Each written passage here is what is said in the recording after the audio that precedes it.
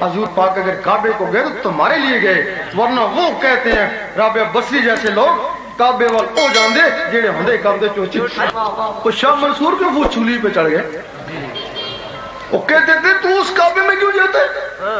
وہ کہتا ہے اپنے اندر کعبہ ہونا، نوری کعبہ ہونا، وہ تیرے پاس آئے بھئی وہ تو چوچو کے کام میں ہو، تو کعبہ کا اپنے پاس بلا۔ تو پھر فتویٰ لگ گیا تھا کہ یہ کعبہ سے منع کرتا ہے، اس بات کے اوپر فتویٰ لگا تھا نا۔ تب پھر اب تو یہ ہو گئے جن میں خانہ کعبہ ہو گیا، تو پھر ایک وہ ہو گیا جس میں اللہ کا نقشہ آ گیا، جس میں اللہ کا نقشہ آ گیا، اس کے لیے اللہ فرماتا ہے میں اس کی زبان بن جاتا ہوں، جس سے بولتا ہے میں اس کے ہاتھ بن جاتا ہوں، جس سے پکڑتا ہے۔ پھر اس وقت سخی سلطان بور رحمۃ اللہ فرماتے ہیں اگر اس کو اللہ بھی کہہ جاؤ تو بے جا کو نہیں ہے، اگر اس کو اللہ بھی اس کو کہہ جائے پھر بے جا کو نہیں ہے۔ اب شیطان کے پاس ہندو فوج ہے جنات کی، بما اسلح حکم دیتا ہے جا اس کو برباد کر، تباہ کر، پتہ نہیں ہے کس منزل تک پہنچ جائے۔ تمہارے پاس ایک جن نہیں ہے جو اس کا مقابلہ کرے، وہ شیطانی فوج تمہارے پر ٹوٹ پڑے گی تمہیں روکنے کے لیے۔ جہاں سے یہ ذکر عطا ہوتا ہے اللہ تعالیٰ ان کو بھی ایک رحمانی فوج دیتا ہے، وہ شیطانی فوج تم پہ ٹوٹ پڑے گی اور رحمانی فوج شیطانوں پہ ٹوٹ پڑے گی، اور رحمانی فوج اس وقت تک تمہارا ساتھ دے گی جب تک تمہارے اندر رحمان جاگ نہیں اٹھتے، پھر بندہ نہیں رہے بندہ نواز بن گئے، غریب نہیں رہے غریب نواز۔ اس کے لیے ہم نہ آپ کو بیعت کرتے ہیں نہ ہی آپ سے کوئی نذرانہ طلب کرتے ہیں، ایک فیض ہے، ایک فیض ہے۔ انگلی کو جب تصور کرو کہ میں دل پہ اللہ لکھ رہا ہوں تو سب سے پہلے تمہارے مرشد کا حق ہے۔ کہتے ہیں کہ مشکل وقت میں مرشد کو پکارو، اس وقت تم اللہ کے لیے اجازت لے رہے ہو، اس سے بڑا مشکل کام کون سا آئے گا؟ دیکھو کہ میرا مرشد میری انگلی کو پکڑ کے میرے دل پہ اللہ لکھ رہا ہے۔ اگر تو تمہارا مرشد کامل ہے تو پہنچے گا نا، اس کو پہنچنا چاہیے نا۔ اگر مرشد نہیں ہے تو جس دربار سے تم کو رغبت ہے اس دربار والے کے نقشہ لے لو کہ وہ دربار والا میری انگلی پکڑے ہوئے میرے دل پہ اللہ لکھ رہا ہے۔ اگر دربار والے سے رغبت نہیں ہے تو حضور پاک کے روزے کو لے لو کہ حضور پاک کے روزے سے مجھے فیض ہو رہا ہے۔ اگر روزے کبھی نہیں دھیان آتا ہے تو خانہ کعبہ کو لے لو کہ مجھے وہاں سے براہ راست فیض آ رہا ہے۔ اس وقت جو بھی تمہارے سامنے آ جائے وہی تمہارا مرشد ہے۔ شخصیت کو پانا مقصد نہیں ہے، مقصد اللہ کو پانا کہیں سے بھی حاصل ہو جائے۔ ہاں یہ گاڑیاں کھڑی ہوئی ہیں،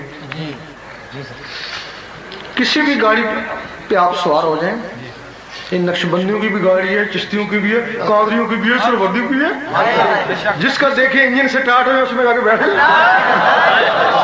اگر ایک پہ بیٹھے اور نہیں چلتی ہے دوسرے پہ بیٹھ جاؤ نا، جرم نہیں ہے۔ جس کا انجن سٹارٹ ہے اس پہ بیٹھ جاؤ نا، کوئی جرم نہیں ہے۔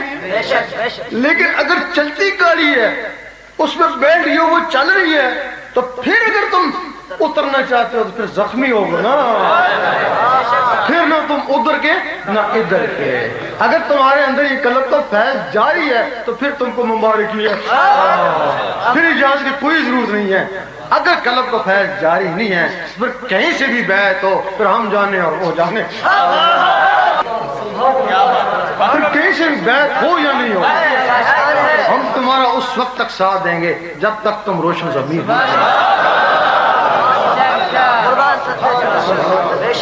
اس کے لیے اگر دل سے اللہ اللہ شروع ہو گئی تو دعا دے دینا، اگر اللہ اللہ شروع نہ ہوئی تو جو 2 4 5 6 دن پریکٹس کری اس کا ثواب تو مل جائے گا۔ اس وقت ہر آدمی اپنے آپ کو کہتا ہے کہ اللہ کا مجھ پہ بڑا کرم ہے، کسی سے پوچھو کیا حال ہے کہ بڑا کرم ہے، کیوں؟ کار بنگلہ ہے، کرم نہیں تو اور کیا؟ اور دوسرے سے پوچھتے ہیں کیا حال ہے کہ بڑی کرم ہے، کیوں؟ कितना बड़ा अफसर हूँ, करम नहीं तो और क्या।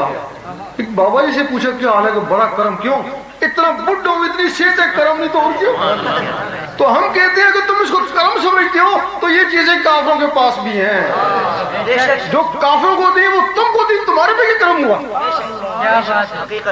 अगर तुमने देखना कि वाकई तुम्हारे पर अल्लाह का करम है, उसके जिक्र में लग जाओ। 2, 4, 5, 6 दिन में अंदर से अल्लाह ने शुरू हो गई, उसका करम हो गया। फर्ज करो नहीं हस करो कौन, तू मुझे याद कर मैं तुझे याद उसी को किया जाता है जिससे दोस्ती हो जाए। अगर कोशिश के बावजूद अल्लाह नहीं जमता है, उसका कोई करम नहीं। हो सकता है दौलत दे के उसने तुमको अपने आप से हटा दिया, फिर जब अल्लाह ने शुरू हो गई तो फिर कार बगला दिया, तो वो करम है ना। फिर अफसरी दी तो फिर वो करम है ना। अपने आप को आजमाने का राज, अपने मुर्शिद को आजमाने का राज, अल्लाह को मेरे पे कितना मेहरबान है, बस यही कसबती है। गुजरांवाला में एक अंग्रेज ने कहा मैं मुसलमान हो जाऊंगा, शराबें भी छोड़ूंगा, जो कहोगे नमाज भी पढ़ूंगा, तहज्जुद भी पढ़ूंगा, रोजे भी रखूंगा, लेकिन एक बात मुझे तुम्हारे और माँ समझा नहीं सकती। अच्छा कि वो क्या। तो कहते हैं गारंटी हम नहीं देते, 200 में जाएंगे बेस्ट में जाओ, सब कुछ कर, तू सब कुछ कहते, सब कुछ करने के बावजूद गारंटी देते। कहते वो कहते हैं मैं अपनी गारंटी नहीं। वो कहने लगा तो फिर मतलब ये मजहब कमजोर है ना जिसकी गारंटी नहीं है। भाई मजहब तुम्हारा कमजोर है जिसकी गारंटी नहीं देते हो। हम सब कुछ छोड़ गए फिर भी कहते हो गारंटी क्यों नहीं। लेकिन उसको पता नहीं कहा मजहब इस्लाम गारंटी है। इस रास्ते में 5-7 दिन में पता चल जाता है कि तुम क्या हो। अगर तुम्हारे अंदर अल्लाह ने शुरू हो गया फिर गारंटी है ना। इसी रास्ते के बाबा फरीद ने फरमाया था कि गारंटी है।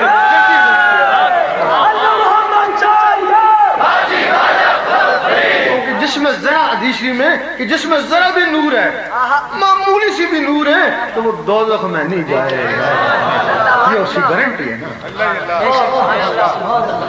तो इसके लिए तो जिक्र लेना चाहें जिक्र लें, अपनी किस्मत आजमाएं। मतलब है बहुत से लोग होंगे जो वैसे चस्के के तौर पे आए, बहुत से लोग होंगे देखने के लिए आए, सुनने के लिए आए, तो बहुत से अहले दिल होंगे ना जिनको दिल की तलब होगी ना। अब जिसको भी दिल की तलब है उसके लिए जरूरी है इकरार वो भी करे मैं भी करूं।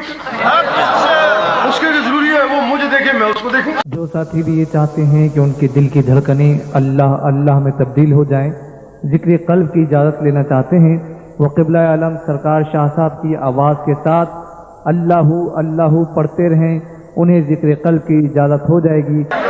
अब मैं ज़बान से अल्लाहू पढ़ूंगा, जिनको जिक्र दिल का लेना वो मेरे साथ अल्लाह पढ़े, जिक्र की इजाजत हो जाएगी। पढ़े नहीं अल्लाह अल्लाह